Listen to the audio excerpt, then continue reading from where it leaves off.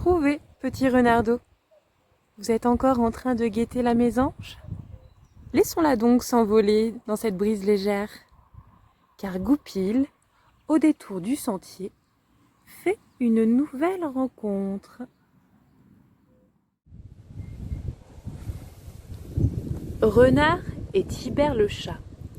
Tandis que Renard déplore sa mésaventure, il finit par découvrir, dans une rue, Tibère le chat qui se divertit sans suite et sans escorte. Il joue avec sa queue, tourne en rond, multiplie les gambades. Au beau milieu d'un saut, il regarde autour de lui et remarque Renard qui l'observe. Il le reconnaît à son poil roux. « Seigneur, dit-il, soyez le bienvenu. » Et l'autre de répliquer brutalement. « Tibère, je ne vous salue pas. Ne vous trouvez jamais sur mon chemin, car soyez-en sûr, je vous frapperai avec plaisir, si l'occasion m'en était donnée. » Tibère a intérêt à se taire, car Renard est fort en colère. Le chat se tourne vers le Goupil, l'air affable, sans chercher querelle. « Sire, lui dit-il, je suis vraiment navré que vous soyez irrité contre moi. » Comme le jeûne et les mauvais traitements ont passablement affaibli Renard, il renonce pour le moment à chercher querelle, d'autant qu'il n'a rien mangé de la journée et que Tibère est frais et dispos, moustache blanchie par l'âge, petites dents pointues et longues griffes prêtes à égratigner. Si Renard cherche à le terrasser, je crois qu'il ne se laissera pas faire. Mais Renard ne veut pas engager le combat contre Tibère, car il a la peau déchirée en plus d'un endroit. Il tient donc un autre langage. « Tibère, fait-il, j'ai entrepris une guerre terrible et implacable contre mon compère Isengrin. Aussi ai-je enrôlé beaucoup de soldats, et je voudrais vous prier de rester à ma solde, car avant que nous n'en arrivions, lui et moi, à une trêve, j'ai dans l'idée que je lui causerai bien des tracas. » Tibère le chat ne se sent plus de joie à la proposition de sire Renard. Et, le regardant droit dans les yeux, « Tenez, lui dit-il, je m'engage à ne jamais vous faire faux bond et à attaquer bien volontiers le seigneur Isengrin qui m'a fait du mal en parole et en acte. » Renard l'a tellement amadoué que tous deux sont tombés d'accord et s'en vont liés par un serment. Renard, qui est d'une nature méchante, ne cesse pour autant de haïr Tibère et projette un mauvais coup. Comme il parcourt du regard un étroit sentier, il aperçoit près de l'ornière, entre le bois et le chemin charretier, un piège de chêne fendu qu'un paysan y a disposé.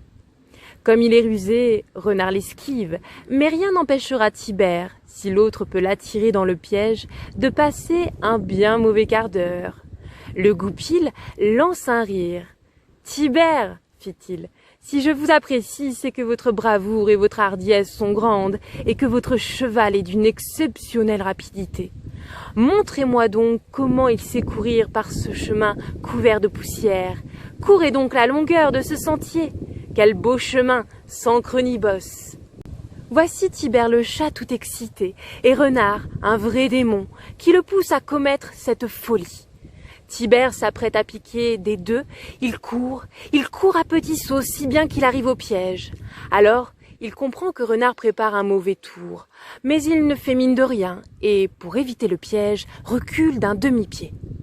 Mais Renard, qui ne l'a pas quitté des yeux, lui dit « Tibère, ce n'est pas fameux, vous menez votre cheval de travers. » L'autre, s'étant un peu éloigné, « C'est à refaire, » continue Renard. « Allez, chargez de nouveau, en le guidant un peu plus droit. » « D'accord, mais comment m'y prendre ?»« Comment ? Aller tout droit sans faire d'écart, ni sortir du chemin. » Tibère laisse courir son cheval, ventre à terre jusqu'au piège. Il ne fait pas d'écart, mais saute par-dessus. Renard, qui l'a vu faire, se rend compte que l'autre n'est pas dupe et qu'il ne parviendra pas à le tromper. Il se creuse la tête. Comment l'embobeliner ? Il va au-devant de lui et lui lance sur un ton de colère et de défi. « Tibère, je me permets de vous le dire, votre cheval est un vrai tocard et il perd sa valeur marchande à faire des écarts et des sauts. » Tibère, le chat, repousse avec force les accusations du seigneur Renard. Il accélère l'allure, recommence sa course plusieurs fois. Tandis qu'il est en plein effort, voici qu'arrive à vive allure deux matins. À la vue de Renard, il se met à aboyer, effrayant les deux compagnons qui s'enfuient par le sentier, l'un poussant l'autre si bien qu'ils parviennent juste à l'endroit où le piège est tendu. Renard le voit, croit l'éviter, mais Tibère, qui le serre de près, le frappe du bras gauche si bien que l'autre tombe du pied droit dans le piège. La clé saute et, en parfait état de marche, les trappes se referment aux grandes dames de Renard, lui emprisonnant le pied. Tibère l'a couvert de gloire en le précipitant dans le piège où il sera roué de coups. C'est un bien mauvais compagnon qui n'a pas craint d'être parjure. Renard reste tandis que Tibère s'éclipse en lui criant à tue-tête « Renard, Renard, c'est vous qui resterez. Moi, l'inquiétude me force à partir. Seigneur Renard, le chat n'est pas né d'hier. Vous n'avez pas gagné grand-chose avec vos manigances. Vous passerez la nuit ici, je crois, à malin et demi. » Renard est maintenant dans de mauvais draps, car les chiens le tiennent à leur merci. Le paysan qui les suit lève sa hache, passe si près de Renard qu'il manque le décapiter.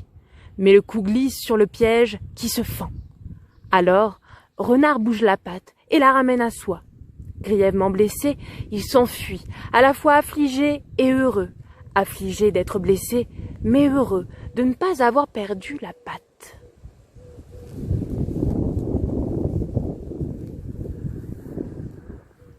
À très vite, petit renardeau, pour de nouvelles aventures du Goupil. En attendant, ne perdez pas le fil.